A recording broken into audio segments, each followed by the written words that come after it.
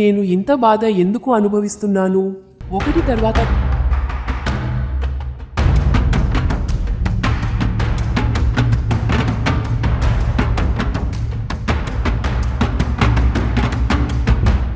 నమస్తే folks, welcome to my channel. Folks, ఏళ్ల తరబడి నీళ్లలోనే ఉన్న రాయి మాత్రం మెత్తపడదు. ఎన్ని కష్టాలు చుట్టుముట్టినా ధీరుడు ఆత్మవిశ్వాసాన్ని కోల్పోడు. అసలు ఈ మాట చెప్పడానికి గల కారణం శ్రీజ కొనిదల విషయమే. మెగాస్టార్ చిరంజీవి చిన్న కూతురు రామ్ చరణ్ తేజ్ చెల్లెలు శ్రీజ కొనిదల ఇన్స్టాగ్రామ్లో మళ్ళీ సంచలనంగా మారింది. ఫ్యామిలీ ఇష్యూస్లో గతంలో చాలాసార్లు వార్తల్లోకి ఎక్కిన శ్రీజ ఈసారి మాత్రం వ్యక్తిగత ఎదుగుదల గురించి స్పీచ్లు ఇస్తూ అందరినీ ఆశ్చర్యపరిచింది. తన జీవితంలో నొప్పి, సంఘర్షణ, మానసిక స్థితి గురించి మాట్లాడుతూ చాలా కాలం నుండి తనని తాను ఒక బాధితురాల్లా భావించుకుందని, కానీ 15 నెలల సెల్ఫ్ మాస్టర్ ప్రాజెక్ట్ తన ఆలోచన విధానాన్ని పూర్తిగా మార్చేసిందని చెబుతూ జీవితం మొత్తం తనకే ఎందుకు ఇలా జరుగుతుందనే ప్రశ్న తనని వెంటాడిందని, దీనివల్ల చాలా ఏళ్ళు డిప్రెషన్లోకి వెళ్ళిపోయిందని, కానీ ఇప్పుడు తాను మానసిక స్థితి నుండి బయటపడిందని, జీవితం అంటే కేవలం మనకి జరిగే సంఘటనలే కాదు, దానిని మనమే తీర్చిదిద్దుకోవచ్చని ఇప్పుడు అర్థం చేసుకున్నానని చెప్పుకొచ్చింది.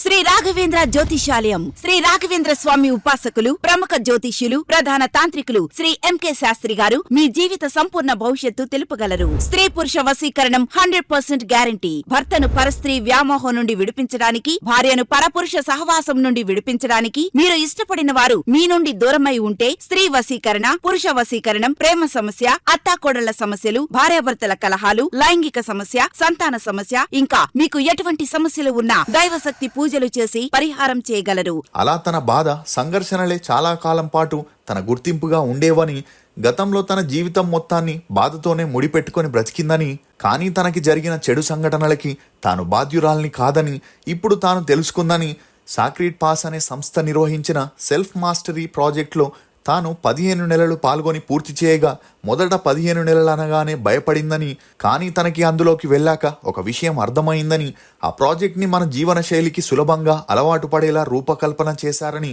మనం నేర్చుకున్న వాటిని ప్రయోగించి చూడడానికి, అనుభవించడానికి, వాటితో జీవించడానికి ఇక్కడ ఎంతో సపోర్ట్ లభిస్తుందని, తాను ఆ ప్రోగ్రాంలో చేరిన కొత్తలో తనకేమీ అర్థం కాక పూర్తిగా అయోమయంలో ఉండేదని, ఇదంతా తనకే ఎందుకు జరుగుతుందోనని, తానే ఇంత బాధని ఎందుకు అనుభవిస్తుందోనని, ఒకదాని తర్వాత ఒకటి ఇన్ని కష్టాలు తనకే ఎందుకు వస్తున్నాయో, తానేమి తప్పు చేశాను, తనకే ఎందుకు ఈ శిక్ష అని ఆలోచనల్లో ఉండిపోయేదని, కానీ ఈ ప్రోగ్రాం వల్ల తను ఒక బాధితురాలనే భావన నుంచి బయటపడిందని, జీవితం అనేది మనకి తెలియకుండా ఊరికే జరిగిపోదని, మన జీవితాన్ని మనం సృష్టించుకునే శక్తి మనకుందని తాను అర్థం చేసుకున్న ఆ చిన్న మార్పు తన జీవితంలో ఎంతో స్పష్టతను తీసుకొచ్చిందని, ఈ ప్రోగ్రాం ద్వారా తనలో వచ్చిన మరో పెద్ద మార్పు ఏంటంటే అసలు తానెవరని తనని తాను తెలుసుకోవడమని. బాధ అనేది తన జీవితంలో ఒక భాగమే కావచ్చు, కానీ అదే తన జీవితం కాదని, ఒక మనిషిగా తనలో తెలుసుకోవాల్సింది ఇంకా ఎంతో ఉందని, తన జీవితాన్ని ఇంత అందంగా మార్చేసిన ఉషా అనురాధకి తన కృతజ్ఞతలు అని శ్రీజ చెప్పడంతో ఈమె వ్యాఖ్యలు ఇప్పుడు అన్ని చోట్ల హల్చలవుతున్నాయి. అసలు శ్రీజ డిప్రెషన్లోకి వెళ్ళడానికి గల కారణాలేంటి? శ్రీజ ఇండియా వదిలి దుబాయ్లో ఎందుకు స్థిరపడింది? నిజంగానే శ్రీజ మూడో పెళ్లి చేసుకోబోతుందా? రెండో భర్త కళ్యాణ్ దేవ్కి ఈమె విడాకులు ఎందుకు ఇచ్చింది? మొదటి భర్త మరణానికి గల కారణాలేంటి అనే నమ్మలేని నిజాలను ఈ వీడియోలో చెప్పడానికి నేను ప్రయత్నిస్తాను. మీరు మాత్రం ఈ వీడియోని పూర్తిగా చూడండి. శ్రీజ కొనిదల అలియా శ్రీజ. ఈమె 1988 నవంబర్ 10న తమిళనాడులోని చెన్నైలో జన్మించింది. తండ్రి మెగాస్టార్ చిరంజీవి, తల్లి సురేఖ. ఈమెకి రామ్ చరణ్ అనే అన్న, సుష్మిత అనే అక్క కూడా ఉంది. అలా శ్రీజ చివరి సంతానం కావడంతో చిన్నప్పటి నుండి చాలా గారాబంగా పెరిగింది. అలా ఆ గారాబం వల్లే శ్రీజ తను కోరింది కావాలని కాస్త మొండిగా తయారైంది. ఇక అలా శ్రీజ తన స్కూలింగ్ ని చెన్నైలోని పద్మశేషాద్రి బాలభవన్ లో చదివింది. చదువుల్లో చురుగ్గా ఉన్న శ్రీజ చిన్నప్పటి నుండి డాక్టర్ అవ్వాలనుకునింది. ఈ క్రమంలోనే తెలుగు ఇండస్ట్రీ మొత్తం హైదరాబాద్ కి షిఫ్ట్ అవ్వడంతో చిరంజీవి కూడా తన ఫ్యామిలీతో కలిసి హైదరాబాద్ కి వెళ్లి సెటిల్ అవ్వగా శ్రీజ తన చదువుల్ని హైదరాబాద్ లోనే కంటిన్యూ చేసింది. అలా తను 10వ తరగతి చదువుతున్నప్పుడు తన బెస్ట్ ఫ్రెండ్ అయిన పూజాతో కలిసి తరచూ కాఫీ షాప్ కి వెళ్తుండేది. ఇక అలా పూజ అన్న శిరీష్ భరద్వాజ్ తన చెల్లెల్ని డ్రాప్ చేయడానికి కాఫీ షాప్ కి వెళ్ళగా అక్కడే మొదటిసారి శ్రీజాని కలవడం జరిగింది. దీంతో అప్పటి నుండి శ్రీజ పూజాని కలిసేందుకు శిరీష్ ఇంటికి వెళ్ళగా అలా శిరీష్ కి శ్రీజాకి మంచి పరిచయం ఏర్పడి ఆ పరిచయం కాస్త నిదానంగా సన్నిహిత్యంగా మారి కలిసిన 2 నెలలకే వీరిద్దరూ ప్రేమలో పడ్డారు. ఇక శ్రీజాకి చిన్నప్పటి నుండి బ్యాడ్మింటన్ అంటే చాలా ఇంట్రెస్ట్ ఉండడంతో స్కూల్లో జరిగే టోర్నమెంట్స్ లో పార్టిసిపేట్ చేసి స్టేట్ లెవెల్లో ఆడి ప్రైజెస్ ని గెలవడంతో ఇది చూసిన చిరంజీవి గారు తన చిన్న కూతుర్ని ఎలాగైనా నేషనల్ లెవెల్ బ్యాడ్మింటన్ ప్లేయర్ ని చేయాలనుకున్నారు. ఇక అలా శ్రీజ రోజు సాయంత్రం బ్యాడ్మింటన్ ప్రాక్టీస్ చేసే సాకుతో శిరీష్ ని కలవడానికి బయటికి వెళ్తుండేది. అలా తన ఇంట్లో ఈమె మీద ఎవరికి అనుమానం వచ్చేది కాదు. ఇదిలా ఉంటే చిరంజీవి గారు రాజకీయాల్లోకి వెళ్లే ముందే 2005లో తన 3 పిల్లల పేరు మీద బ్యాంక్ అకౌంట్ ని ఓపెన్ చేసి అందులో ఒక్కొక్కరి పేరు మీద 33 కోట్లని డిపాజిట్ చేయడం జరిగింది. ఇక అలా పిల్లలు మేజర్స్ అయ్యాకే ఆ డబ్బు మీద పూర్తి హక్కులని పొందుతారనే కండిషన్ కూడా పెట్టడం గమనార్హం. ఇదిలా ఉంటే శిరీష్ శ్రీజ లవ్ స్టోరీ గురించి శిరీష్ ఇంట్లో వారికి తెలిసి గ్రీన్ సిగ్నల్ ఇచ్చిన చిరంజీవి గారి ఇంట్లో మాత్రం వీరిద్దరూ 4 ఏళ్లుగా ప్రేమించుకుంటున్నారని ఎవరూ కనిపెట్టలేకపోయారు. కానీ 2006లో చిరంజీవి గారి భార్య సురేఖ గారికి ఒకసారి శ్రీజ మీద అనుమానం వచ్చి ఆమె ఫోన్ ని మెయిల్స్ ని చెక్ చేయగా తన కూతురి ప్రేమ వ్యవహారం తెలిసి షాక్ కి గురైంది.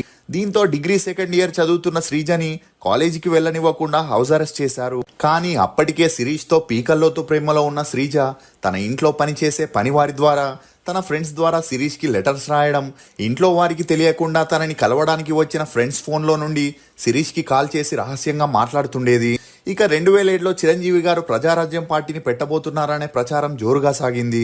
దీంతో చిరంజీవి గారిని ఎలాగైనా మానసికంగా కృంగదీయాలని అప్పటి కాంగ్రెస్ ఎమ్మెల్యేలు మరియు శిరీష్ బంధువు అయిన పి జనార్దన్ రెడ్డి గారు శిరీష్ కి శ్రీజకి పెళ్లి చేయడానికి అన్ని ఏర్పాట్లు చేశారనే వార్తలు మీడియాలో హల్చలయ్యాయి. ఇక ఆ వ్యక్తుల సహాయంతోనే శ్రీజ ఇంట్లో నుండి పారిపోవాలని డిసైడ్ అయి తన ఫ్రెండ్ ఇంటికి వెళ్ళొస్తానని సురేఖ గారికి చెప్పి బయటికి వెళ్లడం జరిగింది. అలా అక్టోబర్ 17, 2007 ఇంటి నుండి వెళ్లిపోయిన శ్రీజ శిరీష్ తో కలిసి డైరెక్ట్ గా బోయిన్పల్లిలో ఉన్న ఆర్య సమాజ్ కి వెళ్ళగా అప్పటికే శిరీష్ తల్లిదండ్రులు మరియు కొంతమంది రాజకీయ నాయకులు అన్ని అరేంజ్ చేసి ఉండడంతో 2007లో వీరిద్దరూ పెళ్లి చేసుకున్నారు. ఇక అలా కొంతమంది రాజకీయ నాయకులు వీరి పెళ్లి విషయం మీడియాలో హల్చలైతే శిరీష్ ని తన నుండి ఎవరూ విడదీయలేరని శ్రీజకి చెప్పడంతో తన పెళ్లి తర్వాత అన్ని మీడియా ఛానల్స్ కి ఇంటర్వ్యూ ఇస్తూ తన తండ్రి బాబాయిలకి చాలా పలుకుబడి ఉందని తనని శిరీష్ నుండి బలవంతంగా విడదీస్తారని తనకి తన భర్తకి అత్తామామలకి చిరంజీవి గారి నుండి ప్రాణహాని ఉందని శ్రీజ చెప్పడంతో అప్పట్లో ఈ న్యూస్ అన్ని మీడియా ఛానల్లో హల్చలైంది.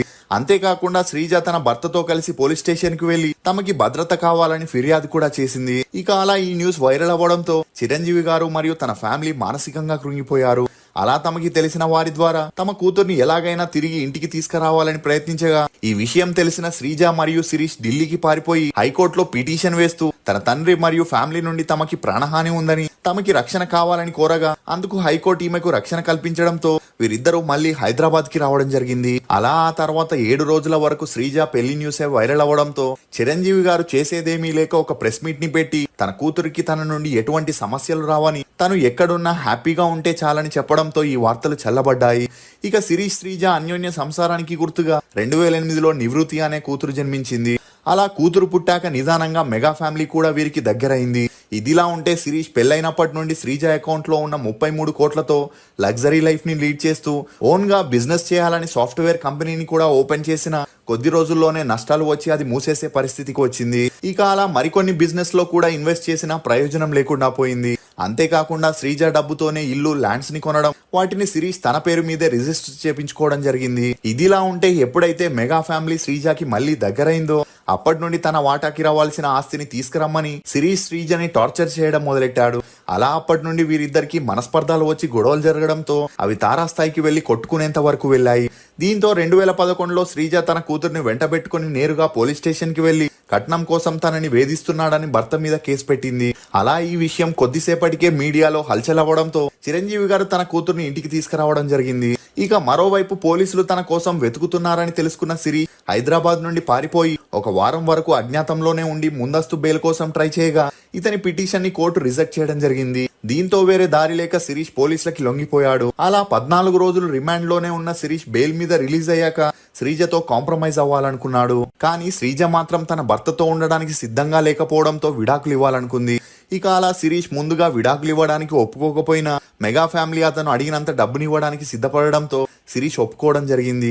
అలా సిరి శ్రీజ 2011 నుండి వేరువేరుగా ఉన్న 2014లో వీరిద్దరూ అఫీషియల్ గా విడాకులు తీసుకొని విడిపోవడం జరిగింది. ఇక అలా ఫ్యామిలీ కోర్ట్ కూతురు బాధ్యతల్ని శ్రీజాకి అప్పగించింది. ఇదిలా ఉంటే శ్రీజ ఈ విడాకుల తర్వాత తన క్లాస్మేట్ ఫ్యామిలీ ఫ్రెండ్ అయిన కళ్యాణ్ దేవుని ప్రేమించి కుటుంబ సభ్యుల సమక్షంలో 2017లో పెళ్లి చేసుకొని ఒక అమ్మాయికి కూడా జన్మనిచ్చింది. ఇక కళ్యాణ్ దేవ్ తన సినిమా కెరియర్ కోసమే శ్రీజని పెళ్లి చేసుకున్నాడని, తనకి పెద్ద బ్యానర్స్ నుండి సినిమా ఛాన్సులు ఇప్పించాలని తరచూ శ్రీజతో గొడవ పెట్టుకోవడంతో ఈ గొడవలతో విసుగు చెందిన శ్రీజ 2021 నుండి కళ్యాణ్ దేవ్ కి దూరంగా ఉన్నప్పటికీ 2022లో అఫీషియల్ గా విడాకులు తీసుకొని విడిపోయింది. ఇక అలా శిరీష్ 2019లో విహానా అనే డాక్టర్ ని రెండో పెళ్లి చేసుకోగా ఆ తర్వాత తనకి తలెత్తిన కొన్ని అనారోగ్య సమస్యల వల్ల ఉన్నట్టుండి చాలా లావుగా మారి తన 39వ ఏటకే హార్ట్ అటాక్ వల్ల మరణించాడు. ఇక అలా శ్రీజ 2 పెళ్లిళ్లు విడాకులతో ఎండ్ అవ్వడంతో తనని సోషల్ మీడియాలో తరచూ విమర్శిస్తూ త్వరలోనే 3వ పెళ్లి చేసుకోబోతున్న శ్రీజ అని వైరల్ చేయడంతో ఈ వార్తలతో శ్రీజ మానసికంగా కృంగిపోయింది. అయినా కూడా తల్లిదండ్రులు తనకి నచ్చజెబుతూ నీకు ఇష్టమైన ఫీల్డ్ లో కొనసాగమని ఎంకరేజ్ చేస్తూ తన మైండ్ ని డైవర్ట్ చేసే ప్రయత్నం చేయడంతో తన క్లోజ్ ఫ్రెండ్ అయిన సానియా మిర్జాతో కలిసి holistic play board education trust ని స్టార్ట్ చేసి చాలా వరకు బ్రాంచెస్ ని పెట్టి అందులో బిజీగా ఉండగా తన పిల్లల్ని తరచూ సోషల్ మీడియాలో ట్రోల్ చేయడంతో ఇండియాలో ఉండకూడదనుకునింది. ఇక అదే సమయంలో సానియా మిర్జా కూడా విడాకులు తీసుకొని సోషల్ మీడియాలో విమర్శల్ని తట్టుకోలేక దుబాయ్ లో పెద్ద ఇల్లుని తీసుకొని సెటిల్ అవ్వడంతో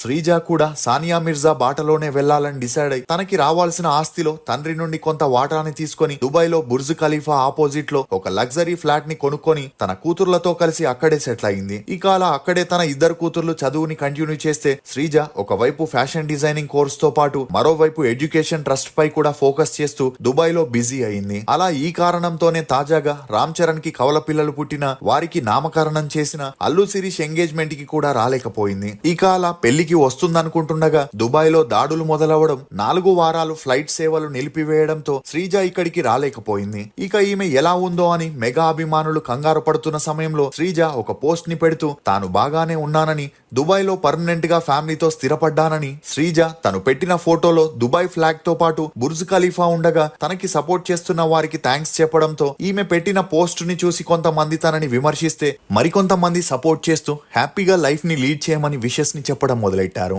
అయితే మొదటి భర్త మరణం, రెండో భర్త విడాకులు, ఫ్యామిలీతో గొడవలు, మీడియా ట్రోలింగ్ వల్ల మానసికంగా కృంగిపోయిన శ్రీజ డిప్రెషన్ లోకి వెళ్లి ఎప్పుడు ఏదో ఆలోచనలో ఉండడంతో అది చూసి ఈమె వదిన ఉపాసన తనని డిప్రెషన్ లో నుండి బయటికి తీసుకురావాలని సెల్ఫ్ మాస్టరీ ప్రాజెక్ట్ లో చేర్పించడంతో అక్కడ ఈమెకి మోటివేషన్, సెల్ఫ్ ఎంకరేజ్మెంట్, ఆత్మ నియంత్రణ ద్వారా శ్రీజ 15 నెలల్లోనే పూర్తిగా డిప్రెషన్ నుండి బయటికి వచ్చిందని, అలా తను మళ్ళీ కొత్తగా లైఫ్ ని మొదలు పెట్టబోతున్నట్లు ఒక వీడియో ద్వారా చెప్పడంతో ఇప్పుడు ఈ న్యూస్ అన్ని చోట్ల హల్చల్ అవుతుంది.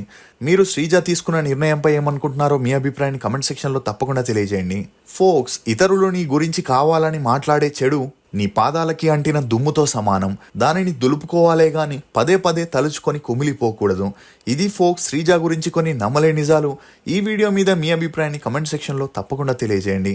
మేము చేసిన ఈ వీడియో మీకు నచ్చినట్లయితే ఒక లైక్ ద్వారా మీ సపోర్ట్ని మాకు తెలియజేయండి.